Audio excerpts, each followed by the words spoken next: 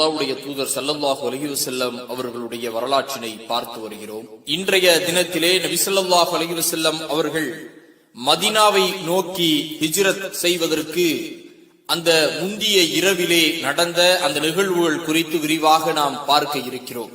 இப்னு ஹிசாம் என்கின்ற நபிமொழி தொகுப்பிலும் இப்னு சஅத் என்கின்ற நபிமொழி தொகுப்பிலும் பதிவு செய்யப்பட்டிருக்கின்றது. கிட்டத்தட்ட 12 குறைஷி குலத்தில் உள்ள தலைவர்கள் ஒன்று கூடி இஸ்லாமிய மார்க்கம் மக்காவிலே வளர்கின்றது, இப்படியே நாம் விட்டுவிட்டால் அந்த மார்க்கம் மக்கா முழுவதும் அல்ல மக்காவை சுற்றியுள்ள பிரதேசங்களுக்கும் பரவிவிடும் என்று எண்ணி எப்படியாவது அது பரவுவதை தடுக்க வேண்டும் என்று இந்த 12 தலைவர்களும் ஒன்று கூடி திட்டங்களை தீட்டுகின்றார்கள். ஒவ்வொரு கருத்துகளாக வரக்கூடிய நேரத்தில் தான் அபூஜஹல் சொல்லுகின்றான், என்னிடத்திலே ஒரு யோசனை இருக்கின்றது, அல்லாஹ்வின் மீது ஆணையாக அது உங்களுக்கு தோன்றி இருக்காது என்று அபூஜஹல் கூற, அபுல் ஹிகமே அது என்ன யோசனை என்று மக்கள் எல்லாம் அந்த கூடியிருந்தவர்கள் கேட்டார்கள்.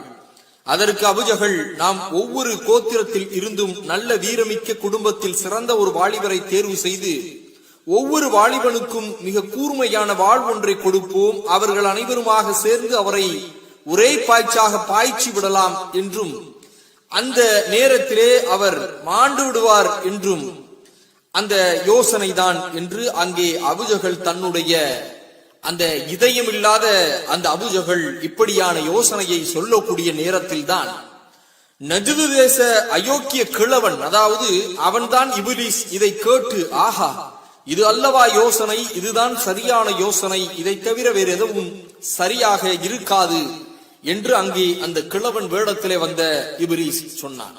அபூஜஹல் பரிந்துரைக்கின்றான், குறைஷி தலைவர்கள் ஏற்றுக்கொண்ட திட்டத்தின்படி நபியவர்களை கொல்ல வேண்டும் என்று அங்கே திட்டம் தீட்டப்பட்டு அதற்கு கடினமான உழைக்கக்கூடிய இளைஞர்கள் தேர்ந்தெடுக்கப்பட்டார்கள். அபூஜஹலினுடைய இந்த அரக்கத்தனமான இதயத்தில் இத்திட்டம் உருவெடுப்பதற்கு குறைஷியர்களுக்கு சாதகமான வேறொன்றும் இருந்ததில்லை. அந்த நேரத்திலே உமர் ரலியல்லாஹு அன்ஹு அவர்களும் ஹம்சா ரலியல்லாஹு அன்ஹு போன்ற மாபெரும் தலைவர்களும் இஸ்லாமிய வீரர்களும் மதீனாவிற்கு ஹிஜ்ரத் செய்து போய்விட்டார்கள். இந்த நேரத்திலே அல்லாஹ்வுடைய தூதர் ஸல்லல்லாஹு அலைஹி வஸல்லம் அவர்களை இது போன்று செய்ய வேண்டும் என்று அவர்கள் திட்டம் தீட்டி விட்டார்கள். நபித்துவம் கிடைத்து சுமார் 13 ஆண்டுகள் மக்காவிலே அல்லாஹ்வுடைய தூதர் ஸல்லல்லாஹு அலைஹி வஸல்லம் அவர்கள் எண்ணற்ற சோதனைகளையும் வேதனைகளையும் அந்த மக்களிடத்திலே குறைஷிகளிடத்திலே சந்தித்தார்கள். இப்போது மிகப்பெரிய திட்டம் அல்லாஹ்வுடைய தூதர் ஸல்லல்லாஹு அலைஹி வஸல்லம் அவர்களுக்கு எதிராக நடத்தப்படக்கூடிய நேரத்தில் தான் அல்லாஹு ரப்புல் ஆலமீன் தன் தூதரை காப்பாற்ற வேண்டும் என்பதற்காக 17வது அத்தியாயம் 80 மற்றும் 81வது வசனமான நபியே கூறுக, என் இரட்சகனே யாத்திரிப்பில் என்னை சிறப்பாக நுழைய வைப்பாயாக, மதீனாவிலே நுழைய வைப்பாயாக, இம்மக்காவில் இருந்தும் என்னை சிறப்பாக வெளியாக்கிவிடு, உன்னிடமுள்ள உறுதுணையாகும் வலிமையை எனக்கு தந்தருளுவாயாக. மேலும் நபியே கூறுக, உண்மை வந்துவிட்டது, பொய்மை மறைந்து விட்டது, திண்ணமாக பொய்மை அழிந்தே தீரும் என்பதையும் நபியே நீங்கள் கூறுங்கள் என்று அல்லாஹ் ரசூல் ஸல்லல்லாஹு அலைஹி வஸல்லம் அவர்களை சொல்லுகின்றான். என்றால் இங்கே மதீனாவிற்கு அல்லாஹ்வுடைய தூதர் ஸல்லல்லாஹு அலைஹி வஸல்லம் அவர்கள் பயணிப்பதற்கு ஹிஜ்ரத் செய்வதற்கு அல்லாஹ் அனுமதி அளித்து விட்டான் என்பதை இங்கே அல்லாஹ் ரசூல் ஸல்லல்லாஹு அலைஹி வஸல்லம் அவர்களுக்கு சொல்லி காட்டுகின்றார். உடனடியாக அபூபக்கர் ரலியல்லாஹு அன்ஹு அவர்களுடைய வீட்டிற்கு மதிய நேரத்திலே அல்லாஹ்வுடைய தூதர் சென்று, நான் உங்களிடத்திலே தனியாக பேச வேண்டும் என்று சொல்லுகின்றார்கள். பிறகு அங்கே அவர்களுடைய பிள்ளைகள் குழந்தைகள், அதாவது ஐஷா ரலியல்லாஹு அன்ஹு அவர்களும் அதை போல அவர்களுடைய சகோதரி அஸ்மா ரலியல்லாஹு அன்ஹு அவர்களும் அதை போல அபூபக்கர் ரலியல்லாஹு அன்ஹு அவர்களுடைய மகன் அப்துல்லாவும் இருக்கின்றார்கள். பிறகு அல்லாஹ்வுடைய தூதர் ஸல்லல்லாஹு அலைஹி வஸல்லம் அவர்கள் நமக்கு அனுமதி கிடைத்து விட்டது, நாம் உடனடியாக ஹிஜ்ரத் செய்ய வேண்டும் என்று சொல்லிவிடுகின்றார்கள். இதையெல்லாம் நாம் இதற்கு முன்பாக பார்த்தோம். அபூபக்கர் ரலியல்லாஹு அன்ஹு அவர்களுடைய வீட்டிலே நடந்த அந்த நிகழ்வுகளை நாம் பார்த்தோம். பிறகு அபூபக்கர் ரலியல்லாஹு அன்ஹு அவர்கள் இதற்காகவே வளர்த்த 4 மாதங்கள் வளர்த்த ஒட்டகத்தை அல்லாஹ்வுடைய தூதர் நீங்கள் எடுத்துக்கொள்ளுங்கள் ஒன்று என்று சொன்னபோது அல்லாஹ்வுடைய தூதர் ஸல்லல்லாஹு அலைஹி வஸல்லம் அவர்கள் அதற்கு கிரயம், அதாவது அதை நான் பணம் கொடுத்துதான் வாங்குவேன் என்று பணம் கொடுத்து அபூபக்கர் ரலியல்லாஹு அன்ஹு அவர்களிடத்திலே பணம் கொடுத்து அந்த பயண வாகனத்தை, ஒட்டகத்தை வாங்கினார்கள் என்ற செய்தி புகாரியிலும் இடம்பெறக்கூடிய அந்த செய்தி எல்லாம் இதற்கு முன்பாக நாம் பார்த்தோம். இப்போது அல்லாஹ்வுடைய தூதர் ஸல்லல்லாஹு அலைஹி வஸல்லம் அவர்களுக்கு குறைஷி தலைவர்கள் போட்ட அந்த திட்டம் தெரிந்துவிட்டது. ஆக இன்று இரவு நாம் மதீனாவை நோக்கி பயணிக்க வேண்டும் என்று அபூபக்கர் ரலியல்லாஹு அன்ஹு அவரிடத்திலே சொல்லிவிட்டு ரசூல் ஸல்லல்லாஹு அலைஹி வஸல்லம் அவர்கள் தன்னுடைய இல்லத்திற்கு சென்று விடுகின்றார்கள். அன்றைய இரவிலே குறைஷிகள் திட்டம் தீட்டது போல் வலிமையான இளைஞர்கள் அல்லாஹ்வுடைய தூதர் ஸல்லல்லாஹு அலைஹி வஸல்லம் அவர்களுடைய வீட்டிற்கு வெளியே நின்று கொண்டிருக்கின்றார்கள். காரணம், அல்லாஹ்வுடைய தூதர் ஸல்லல்லாஹு அலைஹி வஸல்லம் அவர்கள் காலை ஃபஜ்ருடைய நேரத்திலே தொழுகைக்காக வெளியே வரக்கூடிய நேரத்திலே நாம் அவர்களை பழிதீர்த்து விடலாம் என்று காத்து கொண்டிருக்கின்றார். இப்னு ஹிசாமிலே பதிவு செய்யப்பட்டிருக்கின்றது.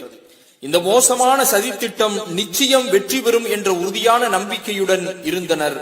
அபூஜஹல் மிகவும் கர்வமும் பெருமையும் கொண்டு சுற்றியிருந்த தனது தோழர்களிடத்தில் மிகவும் பரிகாசத்துடன் கூறுகின்றான், நீங்கள் முஹம்மதை பின்பற்றினால் அரபிகளும் அரபி அல்லாதவர்களும் அரசர்களாக ஆகிவிடலாம். நீங்கள் மரணித்த பின் மீண்டும் உயிர் தொடுத்து எழுப்பப்படுவீர்கள். அப்போது உங்களுக்கு ஜோர்தான் நாட்டு தோட்டங்களைப் போல் சொர்க்கங்கள் உண்டு. அப்படி நீங்கள் செய்யவில்லை என்றால் அவர் உங்களை கொண்டு விடுவார். பின் நீங்கள் மரணித்த பின் மீண்டும் உயிர் கொடுத்து எழுப்பப்படுவீர்கள். அங்கு நெருப்பில் நீங்கள் பொசுக்கப்படுவீர்கள் என்று முஹம்மது கூறுகிறார். ஆனால் இன்று முஹம்மதுடைய நிலையை பார்த்தீர்களா?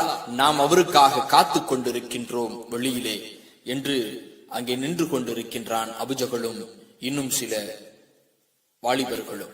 இந்த நேரத்தில் ரசூல் ஸல்லல்லாஹு அலைஹி வஸல்லம் அவர்கள் நீண்ட நேரம் வரவில்லை. அப்பொழுது சிலர் சொல்லுகின்றார்கள், நாம் சுவர் ஏறி குதித்து உள்ளே வீட்டிற்குள் சென்று விடலாம் என்று சொல்லக்கூடிய நேரத்தில் தான் இல்லை. அன்றைய குறைஷிகளிடத்தில் ஒரு வழக்கம் இருந்தது, அனுமதி இல்லாமல் எந்த வீட்டுக்குள்ளும் நுழைய மாட்டார்கள். அதை இங்கேயும் பின்பற்றுகின்றார்கள். அல்லாஹு ரப்புல் ஆலமீன் 8வது அத்தியாயம் 30வது வசனத்தை இங்கே ஞாபகப்படுத்துகின்றார். நபியே, உங்களை சிறைப்படுத்தவோ அல்லது உங்களை கொலை செய்யவோ அல்லது உங்களை ஊரை விட்டு அப்புறப்படுத்தவோ நிராகரிப்பவர்கள் சூழ்ச்சி செய்து கொண்டிருந்த நேரத்தை நினைத்து பாருங்கள். அவர்களும் சூழ்ச்சி செய்து கொண்டிருந்தனர். அவர்களுக்கு எதிராக அல்லாஹ் சூழ்ச்சி செய்து கொண்டிருந்தான். ஆனால் சூழ்ச்சி செய்பவர்களுக்கெல்லாம் அல்லாஹ்வே மிக மேலானவன் என்ற இந்த வசனம் இங்கே நினைவு கூறக்கூடியதாக இருக்கின்றன. அருமை சகோதரர்களே, குறைஷிகள் தங்கள் தீய திட்டத்தில் எவ்வளவுதான் சுதாகரிப்புடனும் விழிப்புடனும் இருந்தாலும் கூட படுதோல்வி அடைந்து விட்டனர். யாரிடத்திலே? அவர்கள் அல்லாஹ்விடத்திலே போட்டி போட முடியுமா? அல்லாஹ்வுடைய தூதர் ஸல்லல்லாஹு அலைஹி வஸல்லம் அவர்களிடத்திலே போட்டியிட முடியுமா? அவர்கள் அங்கே மண்ணை கவ்வினார்கள். நபிகள் நாயகம் ஸல்லல்லாஹு அலைஹி வஸல்லம் அவர்கள் வீட்டிலிருந்து வெளியேறி கூட்டத்தை பிளந்து கொண்டு தரையிலிருந்து கைப்பிடி மண்ணை எடுத்து அங்கிருந்தவர்களின் தலையின் மீது தூவிவிட்டு சென்றார்கள். எதிரிகள் நபி ஸல்லல்லாஹு அலைஹி வஸல்லம் அவர்களை பார்க்க முடியாதவாறு அல்லாஹ் செய்துவிட்டான். இங்கே அல்லாஹ் ரப்புல் ஆலமீன் 36வது அத்தியாயம் 9வது வசனத்தை சொல்லுகின்றான். அவர்களுக்கு முன்புறம் ஒரு சுவரும் பின்புறம் ஒரு சுவரும் ஆக்கி நாம் அவர்களை மூடிவிட்டோம். அதனால் அவர்கள் எதையும் பார்க்க முடியாது என்ற இந்த வசனத்தை அல்லாஹ் சொல்லி காட்டுகின்றார். ஆக அல்லாஹ்வுடைய தூதர் ஸல்லல்லாஹு அலைஹி வஸல்லம் அவர்கள் அபூஜஹலும் அந்த வாலிபரும் முன்பாக தான் சென்றார்கள். ஆனால் அவர்களுடைய கண்களுக்கு அல்லாஹ்வுடைய தூதர் தெரியவில்லை. நபிகள் நாயகம் ஸல்லல்லாஹு அலைஹி வஸல்லம் அவர்கள் இவ்வசனத்தை ஓதியவர்களாக அங்கிருந்து வெளியேறி சென்றார்கள். அங்கிருந்த ஒவ்வொருவரின் மீதும் நபி ஸல்லல்லாஹு அலைஹி வஸல்லம் அவர்கள் மண்ணை தூவியிருந்தார்கள். பின் அபூபக்கர் ரலியல்லாஹு அன்ஹு அவர்களின் வீட்டுக்கு வருகை தந்து அபூபக்கர் ரலியல்லாஹு அன்ஹு அவர்களையும் அழைத்துக் கொண்டு வீட்டின் பின்புறம் உள்ள சிறிய கதவின் வழியாக வெளியாகி மக்காவில் இருந்து யமன் நாட்டை நோக்கி செல்லும் பாதையில் உள்ள சவுர் குகையை அடைந்தார்கள். அருமை தோழர்களே, இப்போது அடுத்த வீடியோவிலே சவுர் குகையிலே, அதாவது தவுர் குகையிலே நடந்த நிகழ்வுகள் என்ன என்பதை பார்ப்போம். இங்கே ரசூல் ஸல்லல்லாஹு அலைஹி வஸல்லம் அவர்கள் நேரடியாக மக்காவில் இருந்து மதீனாவிற்கு நேரடியாக செல்லக்கூடிய பாதையிலே செல்லவில்லை. மாறாக பின்புறமாக, அதாவது மக்காவில் இருந்து பின்புறமாக சென்று சுற்றி மதீனாவிற்கு செல்லக்கூடியவர்களாக இருந்தார்கள். காரணம், நாம் போகக்கூடிய நேரத்திலே அவர்கள் மதீனாவை நோக்கிதான் குறைஷிகள் நம்மளை தேடி வருவார்கள். ஆனால் நாம் மாற்று வழியாக சென்று விடலாம் என்று அபூபக்கர் ரலியல்லாஹு அன்ஹு அவர்களுடைய வீட்டிலே நடந்த ஆலோசனையிலே அல்லாஹ்வுடைய தூதர் ஸல்லல்லாஹு அலைஹி வஸல்லம் அவர்கள் சொன்னார்கள். இப்போது முற்றுகையிட்டிருந்த ரசூல் ஸல்லல்லாஹு அலைஹி வஸல்லம் அவர்களுடைய வீட்டை முற்றுகையிட்டிருந்த அவர்களிடத்திலே ஒருவர் வருகின்றார். இங்கே காத்துக் கொண்டிருக்கின்றீர்களே, என்ன விஷயம் என்று சொல்லக்கூடிய நேரத்திலே, நாங்கள் முஹம்மதை எதிர்பார்த்திருக்கின்றோம் என்று சொன்னபோது அவர் சொன்னார், அல்லாஹ்வின் மீது ஆணையாக நீங்கள் தோல்வி அடைந்து விட்டீர்கள், நஷ்டமடைந்து விட்டீர்கள்.